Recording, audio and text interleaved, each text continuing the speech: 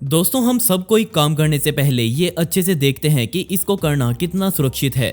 लेकिन फिर भी कई बार हाथ से ना चाहते हुए भी हो ही जाते हैं। इसलिए खतरों को कम करने के लिए इंसान इंसानों के साथ साथ मशीनों की भी मदद लेता है, क्योंकि हर किसी को यही लगता है कि वो अकेला कुछ नहीं कर पाएगा। लेकिन इस दुनिया में ऐसे बहुत से लोग पैदा हुए हैं और आगे भी होते रहेंगे जो अकेले अपने दम पर पूरी दुनिया को बदलने की हिम्मत रखते हैं। वो ना धरती देखते हैं, वो ना आसमान देखते हैं, वो ना पहाड़ देखते हैं। और आज मैं आपको एक आदमी की कहानी बताने वाला हूँ जिसने अकेले ये साबित किया कि इस दुनिया में नामुमकिन जैसा कुछ नहीं होता। लेकिन काम को करने के लिए आपके दिल में कुछ करने का जज्बा होना चाहिए। साथ ही दोस्तों, अगर आपको ये वीडियो देखने पर थोड़ी सी भी सीख मिले तो इस वीडियो को लाइक जरूर कीजिएगा। मुझे आपकी सहायता की जरूरत है। इस आदमी की कहानी बहुत सालों पहले शुरू हुई और सही आंकड़ों में कहूं तो वो समय था 1959 का, जब एक 23 साल का जवान लड़का जिसका नाम हुआंग डाफा था, वो एक बड़े शहर से पढ़ाई पूरी करके अपने गांव वापस आया। उसका गांव उत्तरी चाइना के हुशांग प्रोविंस में बसता था। बड़े शहर में कुछ साल बिताने की वजह से उसे अपने गांव में सिर्फ गरीबी और भुखमरी दिखाई दी। उसके गांव में रहने वाले लोग बेहद गरीब थे और सिर्फ आलू और मक्का की खेती ही थी, जिस वजह से वो सभी अभी तक जिंदा थे। इससे बुरी बात यह थी कि इस गांव के पास अपना कोई पानी का स्रोत नहीं था, बस था तो एक कुआं जिसके पानी का स्तर हर साल नीचे गिरता जा रहा था। सभी गांव वाले इस कुएं को बहुत ध्यान से इस्तेमाल कर रहे थे। जब जिसकी बारी आती वो इसमें से पानी निकालने आता। कमाल की बात यह थी कि इससे वो खाना भी मुश्किल से ही बना पाते थे।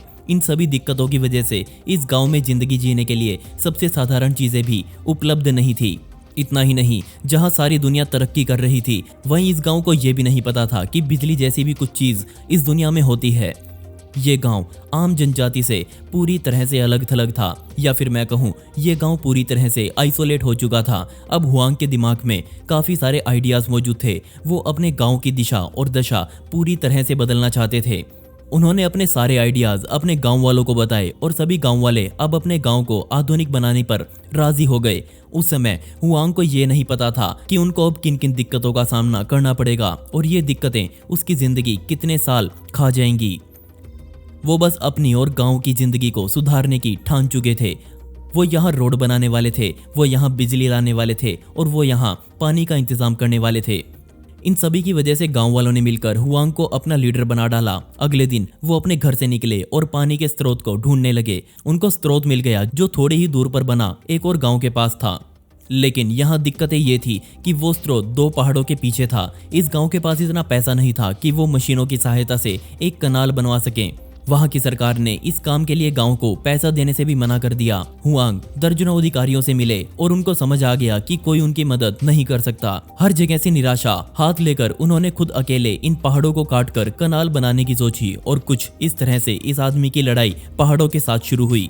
कुछ छोटी बड़ी कुल्हाड़ी लेकर उन्होंने पहाड़ों पर चढ़ाई करनी शुरू करी और कमाल का नक्शा तैयार किया। इन फोटोज को देखकर आप या मैं ये बिल्कुल नहीं कह सकते कि ये कनाल सिर्फ एक आदमी द्वारा बनाई गई है। अब तक उन्होंने अकेले ही 100 मीटर की नाली खोद डाली थी। इसके बाद खुदाई का काम और ज्यादा मुश्किल हो गया, क्योंकि अब पहाड़ पूरी तरह से खड़ा हो चुका था। उस पर अब खुदाई करना जानलेवा हो सकता था। शुरुआत में गांव वालों ने हुआंग के आइडियाज को बहुत समर्थन दिया, लेकिन जब बात आई आइडियाज में साथ देने की तो सभी ने हुआंग को अकेला छोड़ दिया। पूरे 5 सालों तक हर रोज खुदाई करने के बाद गाँव के लोगों को लगा कि ये आदमी जरूर कुछ बदल सकता है। इसी वजह से अब वो लोग भी उनके साथ जुड़ने लगे और हर रोज लोगों की संख्या बढ़ रही थी। 10 सालों बाद पहाड़ को तोड़कर 200 मीटर की नाली अब बनाई जा चुकी थी। लेकिन इतनी मेहनत और समय बर्बाद करने पर पता चला कि वो अगला पहाड़ बिना मशीनों के नहीं तोड़ सकते, जिस वजह से उनकी सारी मेहनत खराब हो गई। इतने इंतजार के बाद भी पानी अभी तक गांव नहीं आया था। लेकिन हुआंग ने हार नहीं मानी। उनकी जगह कोई और होता तो जरूर वो अब तक इस आइडिया को छोड़कर अपनी जिंदगी बिता रहा होता।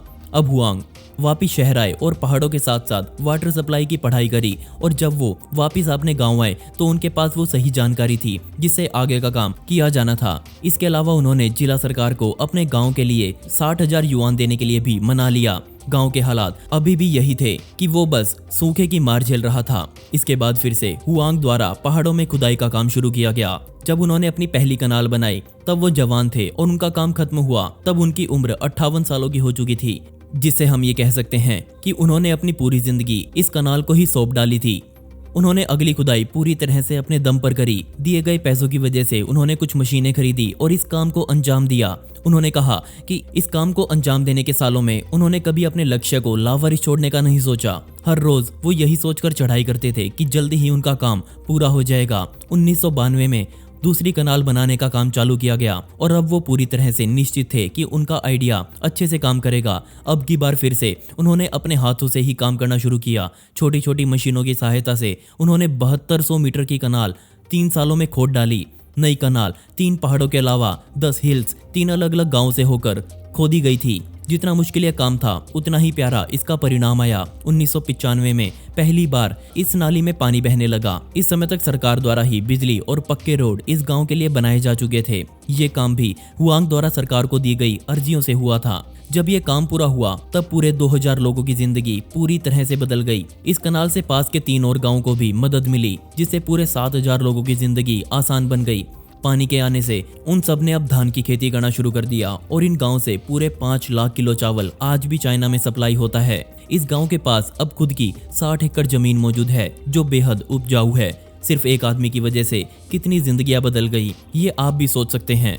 उनकी जिंदगी आधुनिक बनी, बच्चों ने स्कूल जाना शुरू किया। आज के समय में इस गांव से हर साल 30 छात्र ग्रेजुएट होकर निकलते हैं। बदकिस्मती से इस पूरे गांव के पीछे हुआंग ने अपना परिवार खो डाला, जिसमें उनकी बेटी तक शामिल थी। वो तो उनमें से किसी के साथ भी अंतिम समय तक नहीं बिता पाए।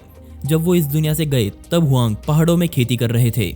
वो आज 83 साल के हो चुके हैं और वो आज भी अपने द्वारा बनाई गई कनाल में घूमने जाते हैं और देखते हैं कि क्या वो सही से काम कर रही है या नहीं। आप इस सच्ची कहानी से सीख सकते हैं कि कुछ भी काम करना मुश्किल जरूर होता है लेकिन नामुमकिन नहीं होता। और ऐसे ही लोगों को 1 मैन आर्मी के नाम से जाना जाता है। पूरे 36 साल लगे हुआंग को अपने गांव का ये हाल करने में और उन्होंने ये जंग जीती। क्या आप इस बात से सहमत हैं कि कोई भी इतिहास बदल सकता है? दोस्तों, अब आप मुझसे इंस्टाग्राम पर जुड़कर मुझसे डायरेक्ट बात कर सकते हैं, जहां पर मैं आप सभी के सवालों के जवाब देने वाला हूं और साथ में आपसे बहुत सारी बातें करने वाला हूं। तो स्क्रीन पर दिख रही आईडी पर या फिर डिस्क्रिप्शन में दी गई आईडी पर जाकर मुझे वहां फॉलो कर सकते हैं। इसमें आपका ज़्यादा समय नहीं लगेगा और मुझे आपसे बात करना सच में बहुत पसंद आएगा।